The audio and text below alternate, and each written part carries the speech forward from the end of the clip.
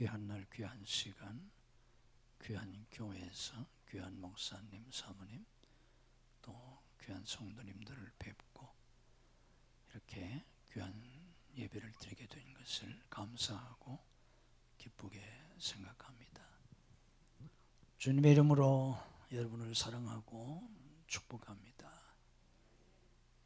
새해 벽두인데 새해를 향하시는 하나님께서 이 새해에 여러분의 모든 기도 또 소원, 여러분의 그 모든 기대를 넘어서는 그런 아주 거룩하고 신비한 그런 놀라운 은혜의 새해가 될 수 있기를 주님의 이름으로 축복합니다. 아멘.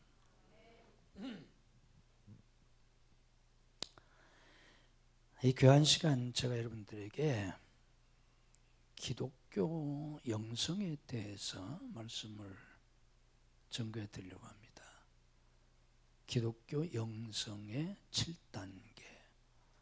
제목이 좀 어렵죠? 기독교 영성의 7단계를 여러분들에게 전거해 드리려고 하는데, 제가 이 설교를 여러분들에게 준비하고 또 드리려고 하는 이유는 현대교회가 많은 어려움을 겪고 있고 위기를 맞고 있고 또 문제가 많습니다. 그리고 지금 교회가 쇠퇴하고 있어요. 한국 교회도 2000년대에 들어와서 2010년 중반서부터 쇠퇴하고 코로나 이후에 급격하게 지금 쇠퇴하고 있고, 정말 이 상태로 한국 교회가 앞으로 계속 나가면 앞으로 10년, 20년, 앞으로 30년 지나서는 비관적인 전망을 하는 사람들은 교인이 10분질로 줄어든다. 지금 그렇게까지 전망합니다. 지금 많은 교회가 코로나 이후에 3분의 1 정도가 줄었어요. 교인도 줄고 재정도 줄고. 그런데 이런 현상이 지금 우리나라만 그런 게 아니에요. 지금 미국의 초대형 교회들이 절반으로 혹은 3분의 1로 줄었습니다. 이 시간 제가 이런 얘기를 하려고 하지 않기 때문에 자세한 건 여러분들에게 구체적으로 소개해 드릴 수가 없고, 지금 굉장히 부흥하던 그런 미국의 초대형 교회들이 지금 급격하게 쇠퇴하고 있어요. 어려운 시대인데 가장 큰 이유가 어디에 있는가? 가장 큰 이유가 제가 생각할 때는 우리 기독교가 본질에서 벗어났다, 그렇게 생각합니다. 이런 얘기는 많이 해요, 다른 사람들도. 근데 문제는 그 본질이 뭐냐? 기독교의 본질. 초대교로 돌아가자, 이런 얘기 옛날서부터 했었고, 본질을 회복하자, 그런 얘기도 많이 하는데, 제가 볼 때는 정말 기독교의 본질이 뭔지를 모르는 것 같아요. 사실은 저도 몰랐어요. 저도 신학대학을 수석으로 졸업하고 내가 목사를 한 사람인데, 제가 중학교 2학년 때 성령 받고 그리고 목사 되겠다고 서원하고 목사가 됐는데, 저도 목사가 되고 오랫동안 사실은 기독교가 뭔지 잘 몰랐어요. 그냥 목회를 하면서도, 내가 부흥회를 다니면서도 정말 기독교가 뭔지를 잘 몰랐어요, 솔직히. 제가 한 30년 목회를 하고 나서 좀 깨달은 것 같아요. 제가 49년을 목회했어요. 제가 50년 정도 목회를 했는데, 처음에 한 20, 30년 동안은 저도 잘 모르고 했다고. 그리고 제가 은퇴한 지가 지금 이제 5년이 지났는데, 한평생 목회를 하고 은퇴를 하고 이렇게 나서 이제 보니까 기독교가 뭔지, 신앙생활이 뭔지를 좀 더 깊이 알게 되는 것 같아요. 그래서 오늘 제가 여러분들에게 이 말씀을 드리려고 해요. 어쩌면 오늘 제가 드리려고 하는 설교를 저한테 듣지 못하면 평생 못 들을 수도 있을 거다. 이런 설교를 여러분들에게 아무도, 물론 앞으로 우리 송 목사님 훌륭하신 목사님이니까 또 이런 비슷한 얘기를 많이 하시리라고 제가 기대를 하는데, 송 목사님한테 들으면 모를까? 이런 설교를 자칫하면 여러분들이 평생 교회 다녀도 듣지 못할 수 있어요. 거의 이런 설교를 목사들이 하지 않아요. 저도 들어본 적이 거의 없어요. 한평생, 내가 70평생 신앙생활 하면서 이런 설교를 나한테 해준 사람이 없어요. 그러니까 여러분들도 비슷할 거라고 생각해요. 그래서 이 신년 벽두지만 제가 이 설교를 좀 해줘야 되겠다 생각해서 준비를 했습니다. 와서 보니까 여기 학생들도 있고 젊은 친구들이 많이 있어서 저 친구들한테는 이런 얘기가 뭐 지금 짧게 다 한평생 신앙생활 잘하면 좋지만 지금 입장에서는 별로 귀에 들어올까 하는 생각도 있는데, 어쨌든 굉장히 중요한 내용이니까 저는 내가 70평생 신앙생활하고 살면서 또 죽을 고생하면서 깨달은 거예요. 저는 이 진리를 깨달을까지 정말 죽을 고생을 했어요. 사는 것보다 죽는 것이 훨씬 더 아름답게 보이는, 하루에도 몇 번씩 죽고 싶은, 하나님 죽여달라고, 차라리 죽여주세요. 그런 기도를 얼마나 많이 했는지 몰라요. 그런 과정을 통해서 내가 깨달은 거예요. 그러니까 제 입장에서는 내가 70평생을 신앙생활을 하면서 또 죽을 고생하면서 깨달은 거니까 잘 들으시면 여러분들에게 도움이 되리라고 믿습니다. 아멘. 자, 쉽게, 굉장히 어려운 내용이에요. 어려운 내용인데 제가 아주 쉽게 설명을 해드리려고 할게요. 태초에 하나님이 천지를 만드셨어요. 그리고 사람을 만드셨어요. 그런데 사람을 만드실 때는 좀 특별하게 만드셨어요. 다른 짐승과 달리. 뭐가 특별하죠? 뭐가 특별해요? 인간 창조의 특별한 점이 뭐예요? 사람은 어떻게 만들었다고? 하나님의 형상대로. 이게 인간 창조의 아주 특별한 점이에요. 그래서 진화론을 우리는 배격하는 거예요. 진화론은 이게 될 수가 없어요. 하나님의 형상도, 이것도 너무 어려운 얘기고 중요한데 그런 얘기 할 수는 없고 핵심만 알아야 돼요. 왜 하나님이 인간을 만드실 때는 유독 하나님의 형상을 따라 만드셨을까? 이유가 뭐예요? 뭐 때문에? 여기서부터 성경이 풀려져야 돼요. 여기에서 잘못되거나 막히면 요한계시록까지 성경은 풀리지 않아요. 창세기가 여러분들이 너무 잘 알지만 그게 간단한 게 아니에요. 창세기가 풀리지 않으면 요한계시록을 알 수가 없어요. 첫 구원이 창세기고 마지막 구원이 요한계시록이잖아. 그러니까 창세기에서도 천지창조, 왜 하나님이 인간을 하나님의 형상을 따라 만드셨나, 사람만, 이 문제가 풀리지 않으면 절대로 기독교 영성은 풀리지가 않아요. 알 수가 없어요. 여기서 다 막혀요. 대부분은 여기서 지금 다 막혀 있어요. 한국교회가 여기에 막혀 있어요. 한국교회는 미국에서 왔는데 저도 미국에서 공부를 했어요. 내가 학위도 미국에서 받았고, 그런데 미국 교회도 이 부분에서 잘못됐어요. 저도 몰랐어요. 내가 수십 년 다 그렇게 배우고 그렇게 목회했지만 나중에 내가 또 깨달은 거예요. 잘 알으셔야 돼요.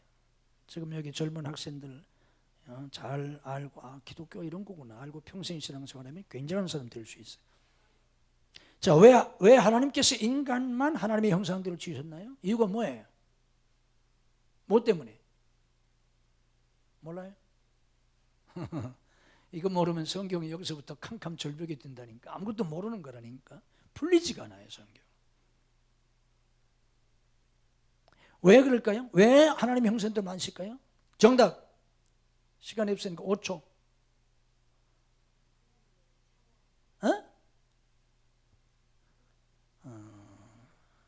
모르셔도 괜찮아요. 모르시는 건 여러분의 죄가 아니야. 다 목사들의 죄예요. 목사들이 잘못 가르쳐가지고.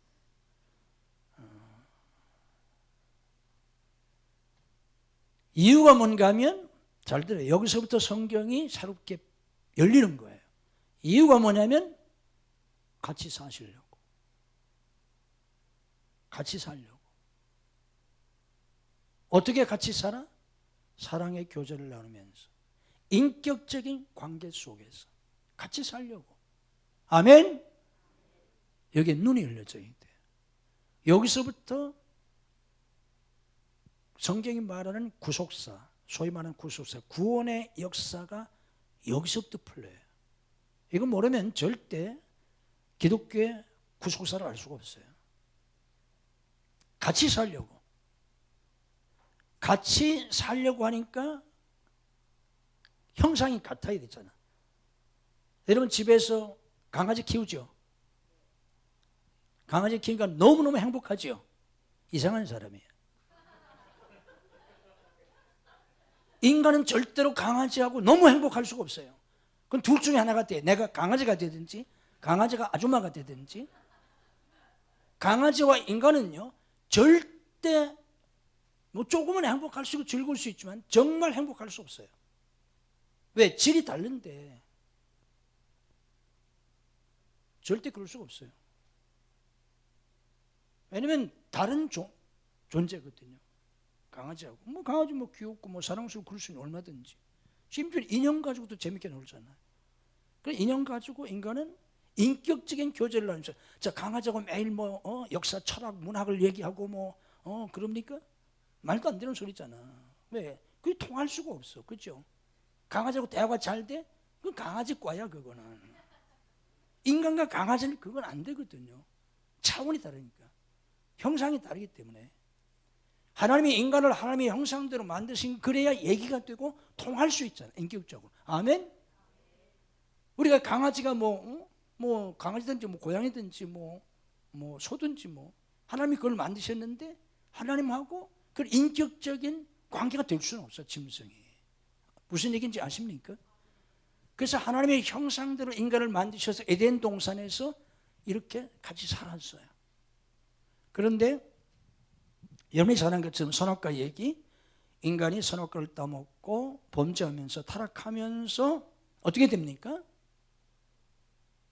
하나님의 형상을 잃어버리게 돼요. 그렇죠? 하나님과 같이 더 이상 못 살게 돼요. 그래서 에덴에서 어떻게 돼? 쫓겨났다. 신라곤, 낙원을 잃어버렸다. 이 신라곤의 이야기, 창세기 3장에 나와 있는 신라곤은 그 의미가 뭐냐면 에덴에서 쫓겨났다, 에덴을 잃어버렸다, 신라곤, 낙원을 잃어버린 게 핵심이 아니에요. 신라곤의 신학적인 핵심은 뭐냐면 뭐예요? 하나님에게서 분리된 거예요. 하나님에게서 쫓겨난 거예요. 아멘? 그래서 성경은 하나님께서 그들을 쫓아내셨다고 표현했어요. 하나님과 떨어져 나간 거예요. 분리된 거예요. 이걸 죽음이라는 거예요. 이게 타락이라는 거예요. 그래서 더 이상 타락한 인간은 하나님과 함께 살 수 없게 됐어요. 인간의 모든 불행은 여기서 시작된 거예요. 왜? 창세기 1장에서 가르쳐준 진리가 뭐냐고 하면 하나님은 존재의 근원이시다. 하나님의 모든 만물을 만드셨다. 그리고 하나님이 그들에게 복을 주셨다 이거예요. 하나님은 존재의 근원, 복의 근원이시라는 거예요. 그 얘기는 하나님 없이는 존재할 수 없다는 거예요. 하나님 없이는 복을 누릴 수가 없다는 거예요. 왜? 하나님이 인간을 만드시고 형상을 따라 인간을 만드시고 그들에게 뭐죠? 복을 주셨잖아요. 그래서 그들이 복을 받고 살게 됐잖아. 그런데 하나님에게서 떠났다는 것은 존재의 근원에서 떠났다. 그러니까 마치 나무가 이 땅에서 뿌리 뽑힌 것 똑같다. 그럼 말라 죽잖아요. 하나님께서 떨어졌다는 것은 존재의 근원에서 분리되게 죽었다는 거예요. 복의 근원에서 떨어져 나왔기 때문에 복을 받을 수가 없어요. 그러니까 너희가 나를 떠나서는 아무것도 할 수 없다고 하신 거예요. 그게 비극이에요. 왜 이거 우리가 이렇게 힘든 인생을 살아야 되느냐? 왜 이렇게 고난이 많으냐? 하나님에게서 분리되었기 때문에. 그렇게 살다가 고생하면서 살다가 죽는 거예요. 죽으면 어디가? 지옥 가잖아. 이런 인간을 구원하시려고 누가 오셨어요? 예수님이 오셨어요. 성탄절 예수님 오신다 했잖아. 자, 예수님이 오셔서 이들을 어떻게 하십니까? 이들을 구원하세요. 구원하시러 오셨어요. 어떻게 구원하십니까? 십자가에서 대속의 은혜로. 아멘. 뭐 이런 건 잘 알아. 이런 정도까지는 교회가 너무 잘 알아. 여기까지는. 그러니까 그냥 넘어가도 돼. 대속의 은혜를 통해서 인간을 구원하셨어요. 자, 여기서부터 또 막혀요. 대답해 보세요. 하나님의 아들, 하나님의 본체이신 예수님이 인간이 되셔서 십자가에서 피 흘려 죽으심으로 그렇게까지 하시면서 인간을 구원하셨어요. 뭐 하려고? 목적이 뭐예요? 여기가 잘못된 거예요. 한국교회가. 미국 교회가 여기서 잘못된 거예요. 예수님이 그렇게까지 하셔서 인간을 구원하셨어요. 그 예수님이 구원받았어요. 그런데 예수님이 왜 구원해 주셨는지, 그 구원의 목적이 뭔지를 잘못 깨달은 거예요. 우리가 왜 교회에 다녀요? 예수 믿고 구원받아서 천국 가고, 이 땅에 사는 동안에 예수 믿고 복 받고 그거잖아요. 예수 믿고 건강하고 물질이 부유함을 누리고, 예수 믿고 잘 되고. 그 맨날 기도하는 게 뭐예요? 우리 아이들에서 축복기도 할 때도 맨날 잔드는 게 뭐 신앙생활 잘하고 뭐 공부 잘하고 뭐 건강하고 뭐 다 좋은 사람 만나서 결혼하고 뭐 다 뭐 좋은 직장 생활하고 좋은 사업하고 뭐 다 맨날 그런 얘기잖아요. 축복기도 다 그런 얘기고 바란 것도 다 그런 거고 뭐 다 그거잖아.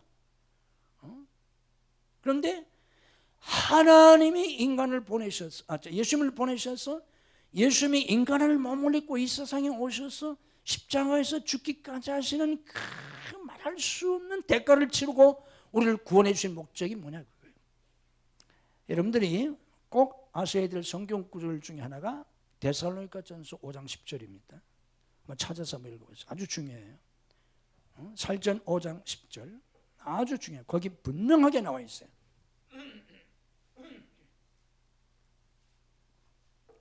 데살로니가전서 5장 10절 다 같이 찾아서 한번 읽어보세요. 예수께서 우리를 위하여 죽으사. 왜 죽으셨어? 왜?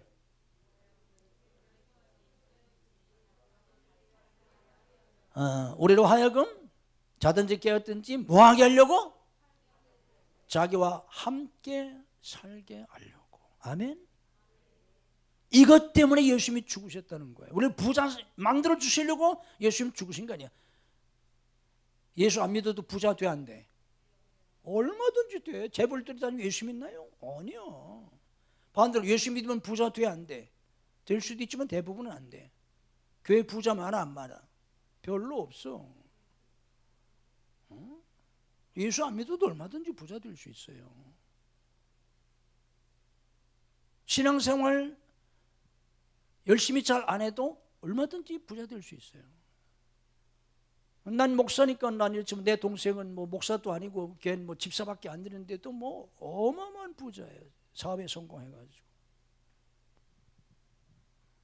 예수 안 믿어도 부자 될 수 있어요. 예수 안 믿어도 대통령 될 수도 있고, 예수 안 믿어도 유명한 탤런트가 될 수도 있고, 세계적인 운동선수가 될 수 있고. 예수님은 우리에게 그런 걸 주시려고 오신 게 아니에요. 어떤 사람에게는 그런 복을 주실 수도 있어요. 그러나 그게 목적은 아니에요. 이걸 아셔야 돼요. 예수님이 우리를 위하여 죽으신 것은 무엇 때문이라고? 자기와 함께 살게 하시려고. 아멘? 그래서 내가 에덴 동산 얘기를 해준 거예요. 본래 하나님이 인간을 하나님의 형상대로 지으신 이유가 뭐 하려고? 같이 살려고. 그거 살았잖아. 범죄기 전까지. 그 인간을 구원하신 목적은 다시 뭐하게 하시려고? 함께 살게 하려고. 아멘? 이게 구원의 목적입니다, 여러분. 부자 되는 게 아니에요. 출세하는 게 아니에요. 유명한 사람 되는 게 아니에요. 그럼 돼도 좋고 안 돼도 별거 괜찮고, 돼도 별거 아니에요. 뭐 부자라고 별거요? 아무것도 안 해요. 난 내 동생이 뭐 굉장히 부자인데 재벌, 큰 재벌은 아니지만 뭐 엄청난 부자인데 난 걔를 불해본 적이 한 번도 없어요. 걔보고 뭐 돈 달라고 해본 적도 한 번도 없고. 별거 안 해요. 유명한 사람 되는 것도 마찬가지고. 그런 게 중요하지 않아요. 신앙생활에서. 뭐 하게 하시려고 예수님이 죽으셨다고? 함께 살게 하려고. 아멘. 신앙생활은 그분하고 어떻게 사는 거예요? 함께 사는 거예요. 내가 필요할 때, 어려운 일 있을 때 도와달라고 그분의 도움만을 받는 게 아니에요. 우리는 필요한 때 도움 받으려고 교회 다니잖아요. 도와주세요. 주일날만 와가지고. 그게 아니야. 그게 아니고 신앙생활은 그분하고 어떻게 사는 거다? 함께 사는, 같이 사는 거예요. 자, 여기에 문제가 있어요. 자, 이제부터 내가 기독교 영성을 여러분들에게 정리해 드리려고 하는 거예요. 같이 살아야 되는데 잘 깨달아야 돼요. 성경은 처음이 풀리면 마지막이 풀리게 되고, 처음이 닫히면 마지막이 다 닫혀요. 자, 하나님께서 처음 인간을 개나 돼지와 달리 인간을 하나님이 같이 사시려고 어떻게 만드셨다고? 하나님의 형상대로 만드셨어. 근데 타락하면서 이 하나님의 형상을 잃어버렸어. 그럼 예수 믿고 구원받아서 다시 이 땅에 사는 동안, 그리고 영원히 하나님과 함께 잘 살려면 뭐를 회복해야 돼? 잃어버렸던 하나님의 형상을 회복해야 돼. 아멘? 그래야만 같이 살 수 있어요. 이게 중요합니다. 우리 부부 생활의 어려운 점이 뭐예요? 부부 생활의 어려운 점이 뭐 하루 이틀 사는 게 아니잖아. 우리가 부부하고. 저도 뭐 결혼 생활 해가지고 지금 내년이면은 금년이 이제 해가 지났으니까 금년은 제가 결혼 50주년입니다. 50년을 지금 같이 살고 있어요. 너무너무 긴 세월 있잖아. 닷새도 아니고. 이게 다른 사람하고 이게 하루 이틀 사는 것도 쉽지 않아요. 50 앞으로도 내가 얼마 더 살지 모르지만 더 살 텐데 이게 보통 문제가 아니거든. 왜 이게 부부가 이렇게 사는 게 힘드냐? 하루 이틀 사는 게 아니고 수십 년을 살아야 되니까. 왜 힘들어? 잘 살려면 어떻게 해야 돼? 둘이가 잘 살아야 되는데 잘 안 되잖아. 뭐 왜 안 되는 거야? 첫사랑을 일부러 해서 첫사랑 가지고 사는 게 아니에요. 그거 소녀 같은 착각입니다. 부부 생활은요 절대로 첫사랑 가지고 사는 게 아니에요. 첫사랑은 뭐 첫사랑일 뿐이에요. 왜 살기 어려운가? 오래 사는데 왜 힘든가? 왜 그래요? 왜 그래? 맞지 않아서. 뭐 권사님 좀 대답을 잘하셨어.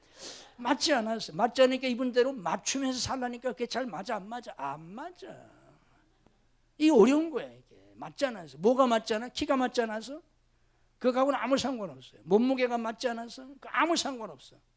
마음이 맞지 않아가지고. 이래서 어려운 거예요. 결혼 이미 한 사람은 이분 말씀대로 이제 맞추면서 그냥 살아야 돼. 그렇지만 살 수가 없으니까. 결혼 안 한 저쪽 애들은 앞으로 결혼할 때 딴 거 아무것도 볼 거 없어요. 나하고 맞는가 안 맞는가만 보면 돼. 나하고 맞는가 안 맞는가만. 천하의 미인이고 뭐 천하의 뭐 멋지고 뭐 아무리 재벌이고 다 소용없어요. 나하고 맞지 않으면 평생 맞추느라고 싸워야 돼. 힘들어. 맞아야 합니다. 하나님도 마찬가지예요. 하나님하고 우리는 몇 년 살아? 50년? 아니야. 영원히 살아야 돼. 영원히 살아야 되니까 하나님하고 잘 살려면 내가 어떻게 돼? 하나님하고 맞아야 돼. 이게 부부는 같이 살려니까 누가 변해야 돼? 서로가 변해야 돼. 왜 서로가 변하면? 서로가 부족하니까. 완벽하지 않으니까. 나도 부족하고 상대방도 부족하니까 서로가 변해야 돼. 근데 하나님하고 우리하고 사는 데는 누가 변해야 돼? 내가 왜? 하나님은 변하실 필요가 없어. 완전하신 분이니까. 아멘? 하나님도 부족하면 하나님 좀 변하세요. 하나님 마음 좀 바꾸세요. 왜 하나님 마음을 그렇게 쓰세요? 하나님 앞에 그럴 수 있는데 그럴 수가 없어. 하나님은 완전하시니까. 아멘? 그 하나님 틀렸어요. 그건 하나님 앞에 그럴 수는 없잖아. 그분은 완전하시니까. 누가 변해야 돼? 내가 변해야 돼. 이게 기독교 영성이에요. 기독교 영성에 대해서 뭐 강의를 들어보시면 모르겠는데 어렵게 말해서 무슨 말인지 모를 수 있는데 기독교 영성의 핵심은 바로 이거예요. 잃어버렸던 하나님의 형상을 회복해 가는 과정이에요. 이게 기독교 형상이에요. 이게 신앙생활의 한평생의 과정이에요. 신앙생활 한평생의 과정은 부자 되어가는 과정이 아닙니다. 유명한 사람이 되어져가는 과정이 아닙니다. 그리고 그것이 성공도 아니에요. 신앙생활을 한평생 뭐가 되어가는 과정에 하나님의 형상을 회복해가는 과정이에요. 이거를 신약성경에서는 하나님의 형상이라는 말보다 뭐라는 말을 써요? 그리스도의 형상이라는 말을 써요. 그리스도의 형상. 혹은 아들의 형상. 자, 이것도 유명한 구절인데 한번 찾아볼까요? 로마서 8장 29절. 8장 28절은 눈 감고 다 외우죠. 로파리 8은 다 알잖아. 근데 그 다음 절을 몰라. 그 다음 절이 더 중요한 건데 이게 이제 우리의 맹점입니다. 로마서 8장 28 다 알잖아. 뭐 모든 합력까지 선을 줄줄 해잖아. 그 다음 절이 뭔데? 읽어보세요. 합독해 보세요.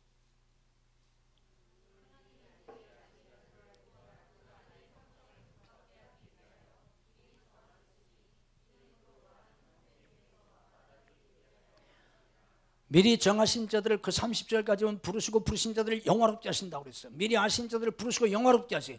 뭐 하려고? 뭐 하게 하기 위해서? 뭐라고 했어 거기?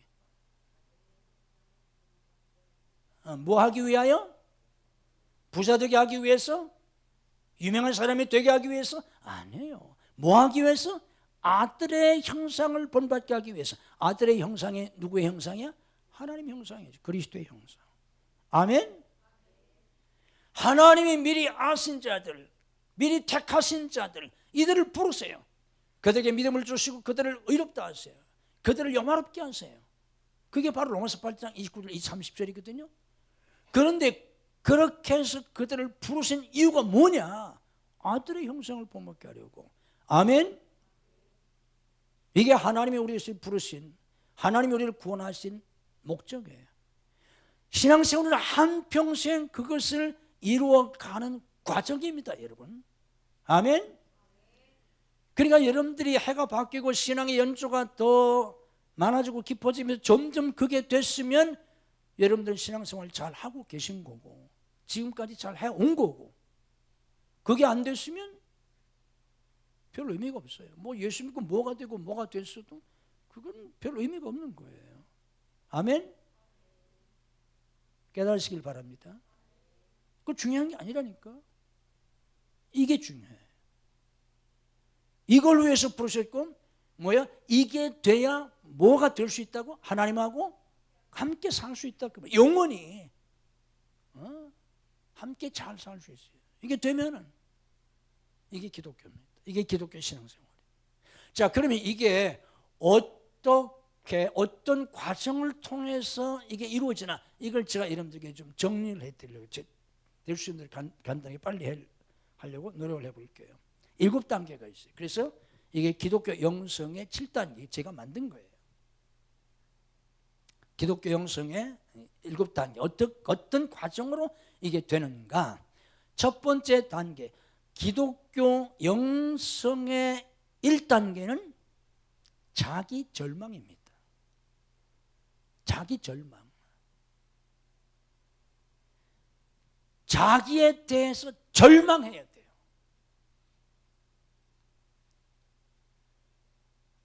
나에 대해서 절망해야 합니다.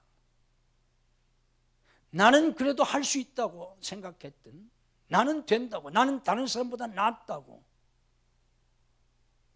그랬던 그것이 다 무너져야 돼. 깨져야 돼. 완전히 깨져야 돼. 그래서 나는 아무것도 할 수 없구나. 나는 아무것도 아니구나.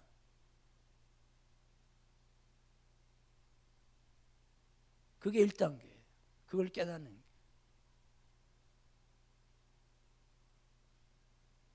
다른 사람은 안 돼도 나는 할 수 있다고 생각했던 난데 아니구나. 전 초등학교 1학년부터 전 대학까지 1등만 했어요. 그래서 나는 다른 사람이 안 돼도 난 된다고 생각하고 살았던 사람이에요. 그런 자신을 가지고. 그런데 우리가 그리스도의 형상으로 변하는 그런 기독교 영성 안에서 우리가 이제 나아가게 되면, 성장하려면 첫 번째 단계로 자기에 대해서 절망해야 돼요. 내 힘으로 할 수 없구나. 내 힘으로 안 되는구나. 난 아무것도 할 수가 없어. I can do nothing. 난 아무것도 할 수 없구나. 난 아무것도 아니구나. 난 그래도 다른 사람보다 낫다고 특별하다고 생각했는데 나 아무것도 아니구나. I am nothing.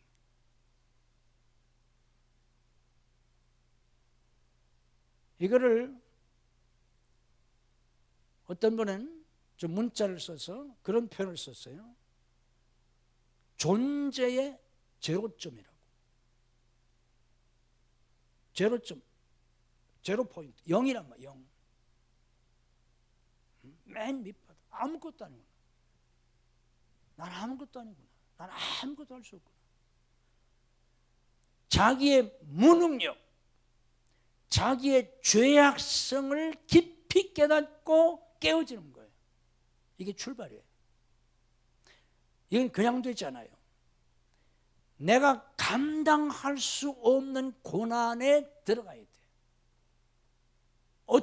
내 힘으로 어떻게 할 수 없는, 해결할 수 없는 고난, 내가 닥친 이 문제 앞에서 내가 도저히 어떻게 할 수 없는, 아무것도 할 수 없는, 그 무엇으로도 해결할 수 없는 그런 고난 앞에서 내 힘으로 안 되는구나, 아무것도 할 수 없구나, 나는 아무것도 아니구나. 이게 첫 번째 단계. 여러분들 이런 경험을 하셨을 수도 있고 지금 하고 계실 수도 있어요. 안 했으면 앞으로 하셔야 돼요. 반드시 해야 돼요. 여기에서 내가 깨어져야 합니다. 자기가 절망하면서 힘써도 안 되고 울어도 안 되고 분노해도 안 되고 죽고 싶지만 죽을 수도 없고 정말 살 수도 없고 죽을 수도 없는 그런 그 절망 속에서 내가 깨져야 돼요. 이게 1단계입니다. 어렵죠? 만약에 지금도 여러분들이 그런 과정 속에 있다면 빨리 깨지세요. 방법이 없어요. 내 힘으로 안 되는구나. 나는 아무것도 할 수 없구나. 숨도 쉴 수 없구나.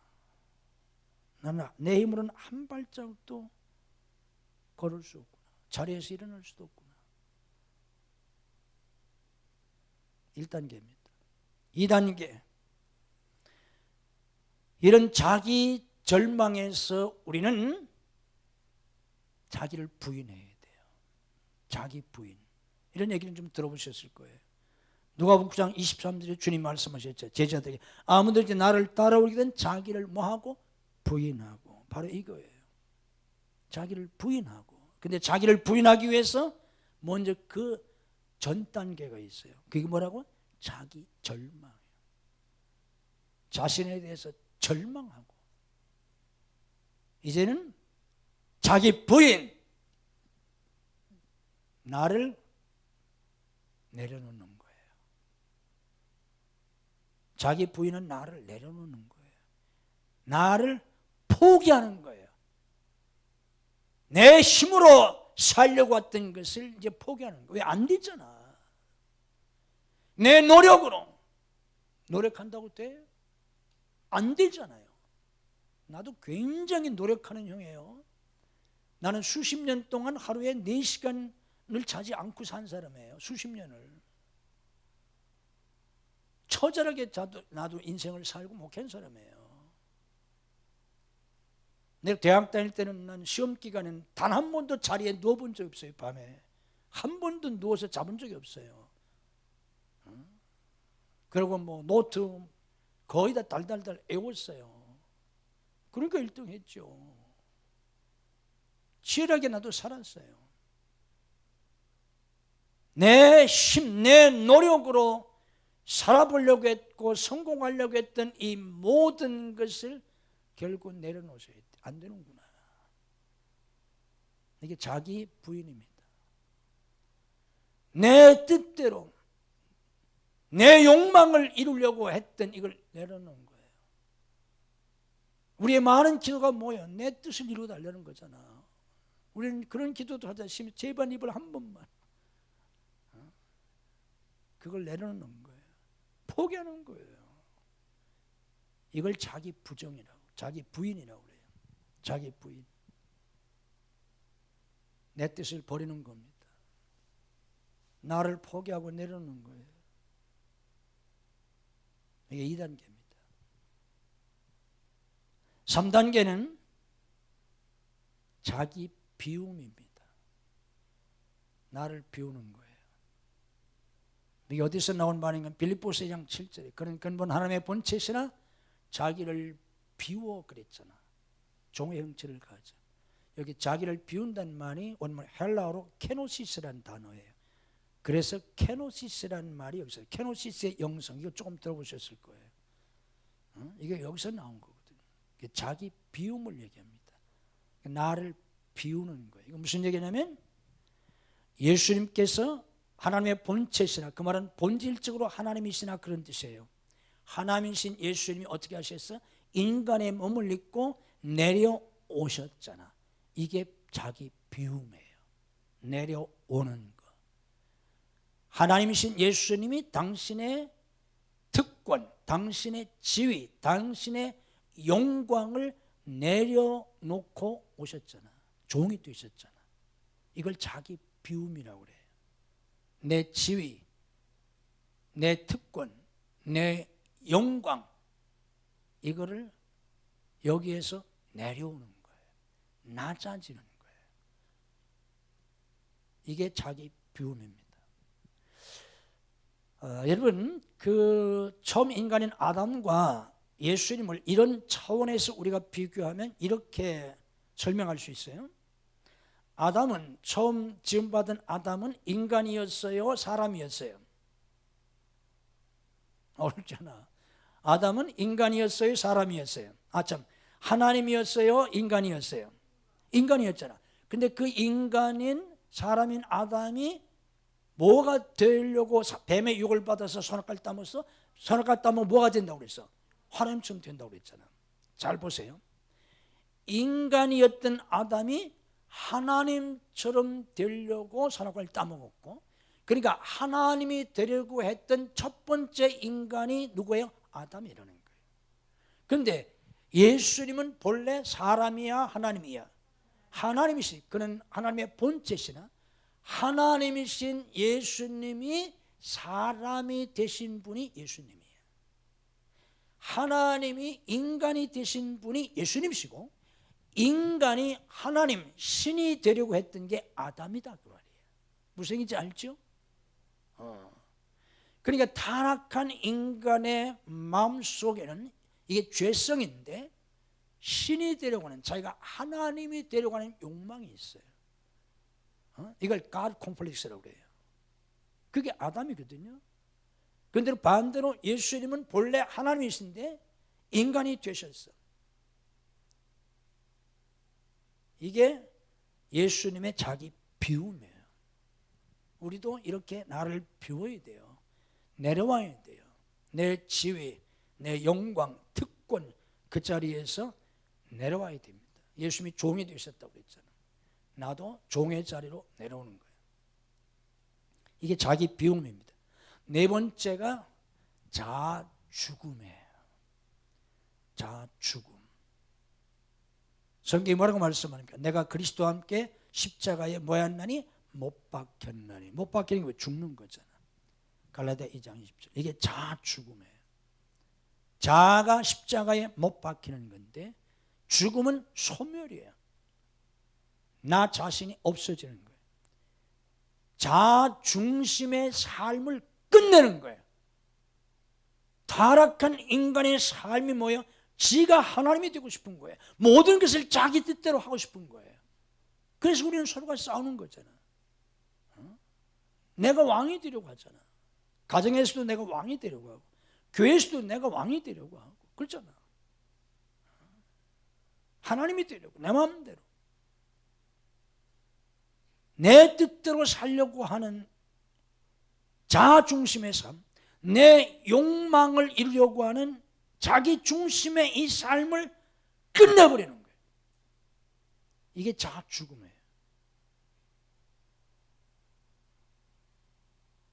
여러분들도 새해를 맞으면서 여러분 중심의 그 삶을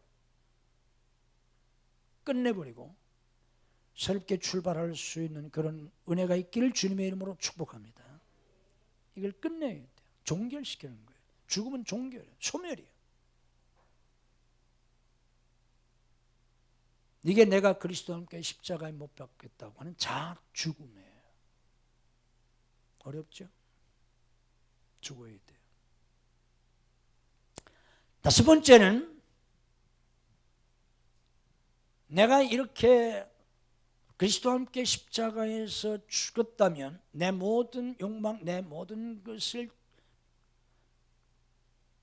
끝냈다면 주권을 이양해야 돼요. 이게 아주 중요합니다. 신앙생활에서. 이 기독교 영성의 다섯 번째 단계는 주권 이양이에요. 주권을 넘겨드리는 거예요. 우리는 교회 와서 예수님 믿자마자 주여 주여 해. 남들 한 거 따라 들어가지고 주여 주여 하지만 실제로 그분께 내 모든 것을 넘겨드리진 않았어. 말만 주여 주여 하지. 주권 이양은 내 인생의 통제권을 그분에게 맡기는 거예요. 넘겨드리는 거예요. 이제는 내 인생을 주님 마음대로 하세요. 넘겨드리는 거예요. 교회 나와서 새벽부터 철야하면서 기도하면서 내 뜻을 이루어주세요. 꼭 이렇게 되게 해주세요. 그런 기도가 아니라 나의 원대로 마옵시고 아버지의 원대로 하옵소서. 내가 죽든지 살든지 내 인생 내 모든 거 아버지께 맡깁니다. 넘겨드립니다.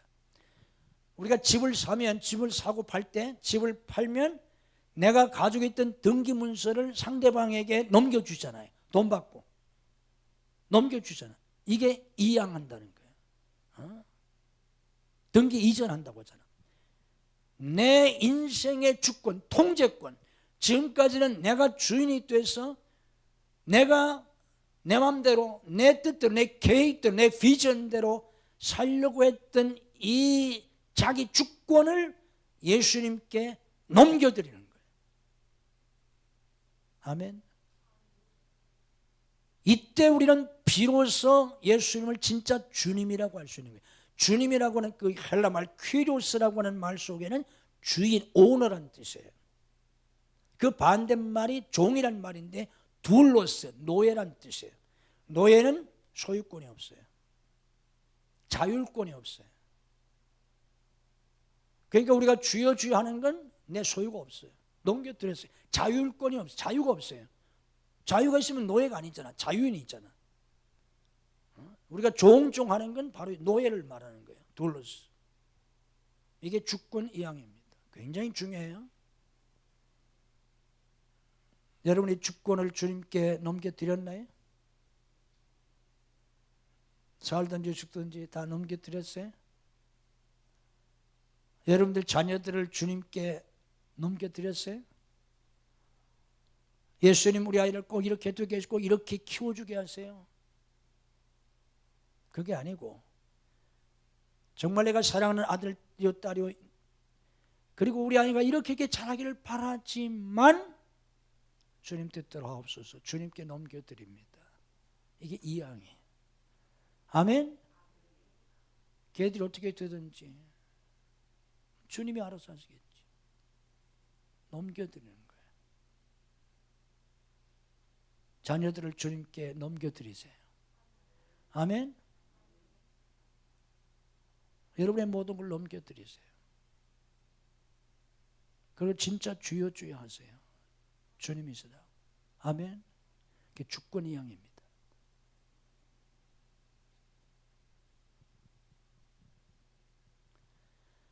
여섯 번째 단계는 순복입니다.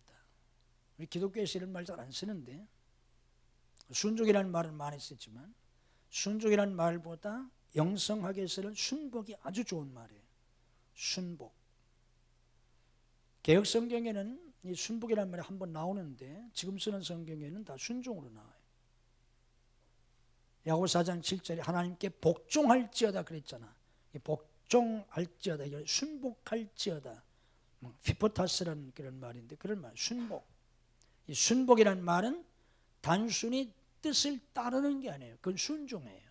순종의 핵심은 뜻을 따른다는 거예요. 순복이라는 말은 자의적으로 권위를 인정하고 자발적으로 따른다는 뜻이에요. 내가 그분께 다 넘겨드리고 그분의 권위를 인정하고 내가 이제는 자발적으로 따르는 거예요. 이게 그리스도인의 삶이에요. 아버지여 나의 원대로 마옵시고 아버지의 원대로 하옵소서. 겟세마네 동산에서 주님이 그렇게 기도하셨던 것처럼 뜻이 하늘에서 이루어진 것까지 땅에서도 이루어지이다. 매일 이런 기도를 하고 사는 거예요. 그 뜻에 내가 자발적으로 따르겠습니다. 그리스도인의 삶은 순복의 삶입니다. 가라면 가고 오라면 오고 죽으라면 죽고 살라면 살고 순복의 삶. 아멘. 마지막 일곱 번째가 그리스도의 형상을 이루는 거예요. 그리스도의 형상을. 그러니까 기독교 영성의 마지막 단계는 그리스도의 형상으로 변화되는 겁니다. 자, 아주 중요한 성경이 갈라디아 4장 19절에 한번 읽어보세요. 아주 유명한 구절이니까 외우세요. 그리고 갈라디아 4장 19절.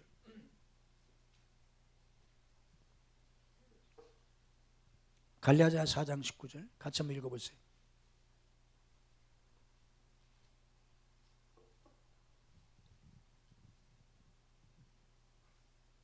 읽어보세요. 같이 시작.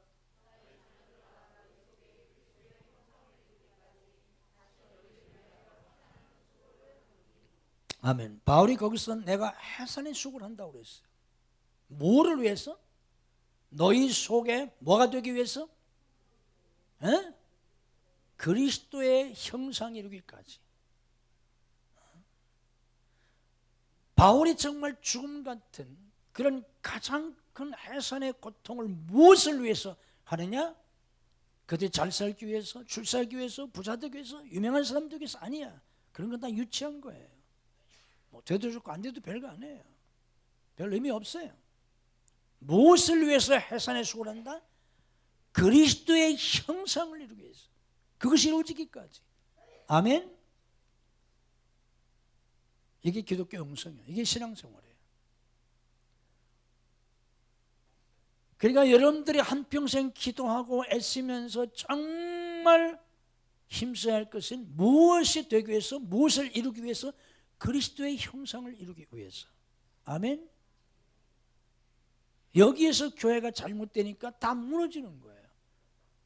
한 세대 만에 무너지고, 뭐 한때 어마어마한 교회들을 이루었다가 다 무너지고, 역사 속에서 다 무너졌잖아요. 다 무너졌어요. 한국교도 무너져가고 있잖아요. 여러분들 성지순례나 뭐 이렇게 유럽을 다녀보세요. 어마어마한 예배당도 있잖아. 저도 뭐 유명한 예배당들 많이 가봤어요. 뭐 성베드로 성당을 비롯해서 뭐 유명한 성도 많이 가봤는데 지금 뭐만 남아있어요? 건물만 남아있잖아. 건물만. 그 어마어마한 그런 성당에 주일이 되면 노인들 한 3, 40명 그것도 저 모퉁이에 그 성당 한 코너 구석에서 주일 예배 드리잖아요. 남은 게 뭐예요? 아무것도 없어요. 다 무너졌어요. 왜? 정말 힘써야 될 것은 그리스도의 형상을 이루는 것이 엉뚱한 것에 힘썼잖아요. 그다 무너지는 거예요. 자, 그런데 여러분들이 깨달아야 할 것은 너희 속에 그리스도의 형상이 이루어지기까지, 여기 형상을 이룬다 이렇게 우리말로 번역을 했는데 이 말의 원문의 뜻은 그리스도의 형상을 형상으로 그리스도로 빚어진다는 말이에요. 그리스도의 형상을 이룬다는 말은 그리스도로 빚어진다는 뜻입니다. 직접적으로 직역을 하면 그리스도로 빚어지기까지. 여기 이 형상을 이룬다는 말이 본래 그 말이 헬라어로 무슨 뜻인가 하면 이 장인 있잖아요. 도자기를 만드는 장인 있잖아. 이 장인이 흙덩이를 가지고 이렇게 아주 그 명품 도자기를 만들잖아. 그게 빚는 거예요. 자기를 빚는다. 그때 쓰는 말이에요. 형상을 이룬다는 말이 그리스도로 빚는다는 거예요. 자, 그럼 잠깐만 생각해 보세요. 여러분들 그 도자기 굽는 데 가보셨어요? 이천 같은 데 가보면 뭐 많이 있잖아. 나중에 한번 가보세요. 자, 어떤 그 장인이, 명인이 도자기를 굽는다. 어떻게 굽습니까? 어디서 그 흙을 파와가지고, 좋은 아무 흙이나 되는 게 아니잖아요. 적당한 흙을 파와가지고 그거를 물에 이겨가지고 막 진이기잖아. 요즘은 상당히 그 기계를 많이 과학적으로 많이 하는데 옛날에는 막 그걸 막 손과 발로 했잖아. 막 진이겨가지고 그렇게 으깨잖아요. 그 덩이를 만들고 잘 이게 대교에서 막 바닥에 내리치고 막 또 주무르고 막 또 내리치고 막 그걸 반복하잖아요. 그리고 모양을 만들어 가지고 이 물레에다가 막 사정없이 막 돌리고 막 칼을 떼서 깎고, 그래서 형체를 만들면 거기다가 뭐 촉을 뭐 재벌 해서 뭐 유약을 바르고 뭐 모양을 만들고 뭐 그래가지고 불가마 속에 넣어가지고 뭐 초벌 재벌 막 이렇게 하잖아. 그래서 나중엔 1000도가 넘는 불 속에다가 막 이렇게 20시간 넘게 막 이렇게 하잖아요. 그러면 명품이 나오잖아. 이런 단어예요. 이게 빚는다는 거예요. 그러면 여러분들이 만약에 흙이라고 생각해봐.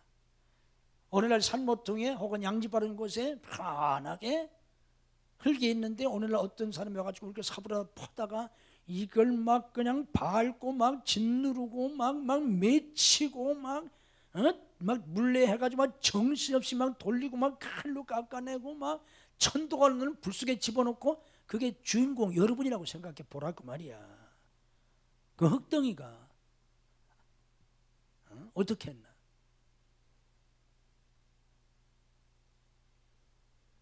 그런 과정을 통해서 우리를 빚으신다는 거예요.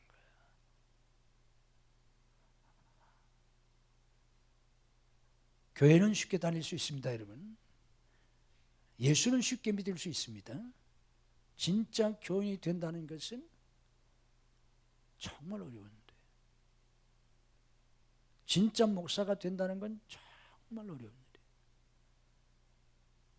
왜냐하면 이런 빚어짐의 과정을 겪은 사람만이 진짜가 돼.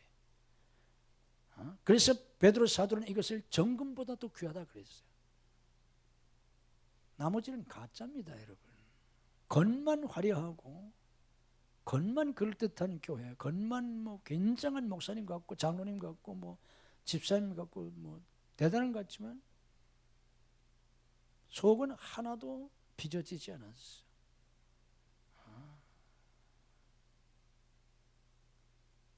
그렇기 때문에 우리는 하나님하고 깊은 연합의 관계 속에서 살 수가 없어. 영원히 살아야 될 텐데 천국 가면.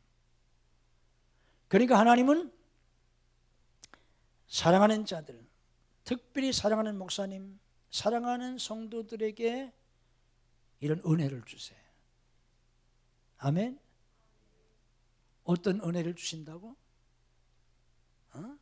예수 믿고 편하고 누구네 집은 예수 믿어가지고 막 아픈 것도 없고 뭐 돈 걱정도 하나도 안 하고 뭐 사업도 너무 잘 되고 뭐 직장도 너무 잘하고 애들도 다 좋은 대학 가고 뭐 애들 아프지도 않고 뭐 너무너무 잘 되고 뭐 교회에서 뭐 집사 되고 권사 되고 장로 되고 뭐 유명한 사람이 되고 뭐 존경받고 복도 많다. 이 교회에 그런 사람이 있나요? 없는 게 다행이에요. 그거 복이 아닙니다. 그거 복이 아니에요. 그러면 뭐가 안 된다고? 그리스도로 빚어지지가 않아. 재성질 그대로 가지고 살아. 그 욕망 그대로 가요. 그 교만 그대로 가요. 교만이 하늘을 높아. 저 잘나서 그렇게 된 줄 알고. 예수님 냄새가 나지 않아. 그리스도로 빚어진 게 없어. 그런데 이게 웬 조한지 그렇게 내가 주님을 위해서 살려고 하고 은혜를 받고 날마다 기도하고 그런데 되는 것도 없고 몸은 병들고 그것도 보통 병드는 게 아니라 죽을 병이 들고 낫지도 않고 병원에서 고칠 수도 없고 기도해도 안 되고 애들도 뭐 공부도 잘 못하고 남편도 뭐 직장 사업도 잘 안 되고 힘들고 너무나 힘들어. 얼마나 힘들다고? 사는 것보다 죽는 게 더 편하겠어. 죽고 싶어. 하루에도 12번씩 죽고 싶어. 하나님 나 데려가 주세요. 너무 힘들어서 못 살겠어요. 저 데려가 주세요. 주님 어서 오세요. 마라나타. 주님 오세요. 빨리 오세요. 하루도 못 살겠어요. 이렇게 살아가는 사람들 복이 있다 없다? 복도 지질이 없다? 정말 복받은 사람입니다. 믿으시기 바랍니다. 내가 지금 평생을 내가 신앙생활 하고서 내가 깨달은 거예요. 그 사람들이 복이 있어요. 그 속에서 우리는 어떻게 죽을 수도 없고 죽고 싶지만 죽을 수도 없고 살 수도 없고. 생각해 보세요. 그 흙덩이가 천도가 넘는 불가마 속에 들어가 있다니까. 그거 살겠어? 여러분들이 그 흙덩이가 여러분이라고 생각해 보라고. 그 흙덩이가 지금 장인의 손에 붙들려 가지고 그게 뭐 지가 거기 들어갔어? 어느 날 장인이 와가지고 푹 삽으로 퍼다가 그냥 뭐 주물럭주물럭 해서 뭘 만들더니 막 칼로 깎고 막 난리치더니 결국 막 불 속에 막 집어넣어서 지금 나를 지금 스스로 나갈 수도 없고 그냥 그렇죠. 여러분이 지금 그런 입장에 있다고 생각해 보라 그 말이야. 이게 지금 살 수가 있어 이게? 살 수도 없고 죽을 수도 없잖아. 그런데 이런 과정을 통해서 그 불가마 속에서 나오니까 보잘것 없던 산모퉁이의 흙덩이가 고려 청자가 되고 이조 백자가 되고 명품이 되더라 그 말이야. 그런 과정을 통해서 여러분이 그리스도, 작은 그리스도로 빚어지는 놀랍고 거룩하고 신비한 영적인 변화가 이루어진다 그 말이에요. 아멘. 이게 축복이라는 거예요. 이게 기독교의 복이에요. 아멘. 세상에 부자 몇십 년밖에 못 살아. 아무리 돈 가지고 죽을 때 가지고 가? 못 가지고 가. 소용없어요. 유명한 거? 100년 지난 뒤에 그 사람을 누가 알아줄까? 알아주는 사람 아무도 없어. 지옥 가면 끝이야. 근데 예수 믿고 구원받아서 이런 영성의 과정을 통해서 그런 말할 수 없는 고난을 겪었지만 그 속에서 기도하고 울부짖고 탄식하고 절망하고 몸부림치면서 성령의 역사로 점점 조금씩 그리스도로 빚어진 사람들, 그래서 작은 그리스도가 된 사람들 어떻게 산다? 영원히 하나님하고 어떻게 산다? 잘 산다. 하나님하고 아주 연합돼서 잘 산다. 아멘. 이게 예수님께서 이 땅에 오셔서 죽으시기까지 하신, 그래서 우리를 구원하신 목적이다 그 말이에요. 이것이 신앙생활의 여정이다 그 말이에요. 아멘. 성령께서 깨닫게 해주시기를 주님의 이름으로 축복합니다. 이 일은 깨닫는 것도 그 길을 가는 것도 그렇게 변화되는 것도 우리 힘으로 안 됩니다. 깨달을 수조차 없어요. 아까 얘기했죠. 내가 수십 년 동안 목사가 됐어도 내가 못 깨달았다니까. 목사 내가 부흥회 다녔으니까 20대 초반부터. 그런데도 나도 몰랐다니까, 이런 진리를. 성령께서 깨닫게 하시지 않으면 깨닫지도 못해.